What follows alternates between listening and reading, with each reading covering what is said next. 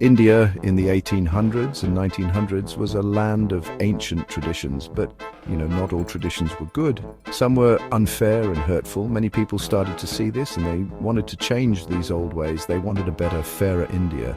This was the start of India's reform movements. These movements were about making life better for everyone. They wanted to end bad practices and sought equal rights for men and women. They believed in education for all. These reformers faced a lot of resistance.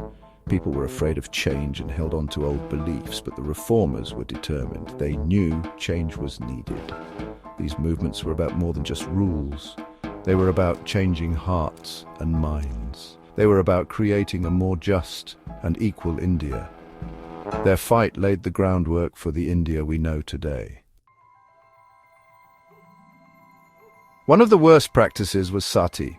When a husband died, his wife was forced to burn alive on his funeral pyre. People believed this would make her a good wife in the afterlife. This was a cruel and inhuman practice. Raja Ram Mohan Roy was a scholar and reformer. He knew this practice had to stop. He spoke out against it.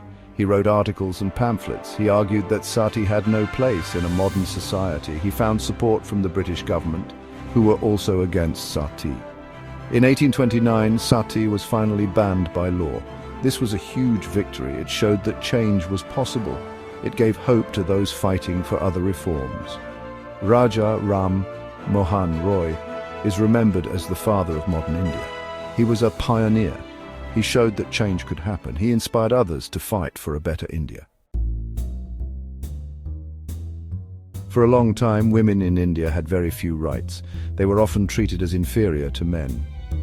Reformers knew this had to change. They fought for women's rights. They wanted women to have equal opportunities. One of these reformers was Pandita Ramabai. She was a scholar and a social worker. She spoke out against child marriage and for widow remarriage. She set up schools and shelters for women. She empowered them through education. Many other women joined this movement. They formed organizations and groups. They published magazines and newspapers. They held rallies and protests. They demanded their rights. Their efforts slowly started to bring change. People began to see the injustice faced by women. Laws were changed to improve their lives. The fight for equality is still going on, but these women started a revolution. Reformers understood the importance of education. They believed it was the key to progress. They wanted everyone to have access to education regardless of their caste or religion. Many reformers set up schools and colleges. They wanted to create a more educated India. They believed that education would empower people. It would help them break free from ignorance and superstition. These schools offered education in different subjects. They taught science, mathematics, history, and literature. They opened up new worlds of knowledge for their students. The impact of this educational reform was immense. It created a new generation of Indians. They were more aware, more informed, and more ready to bring change.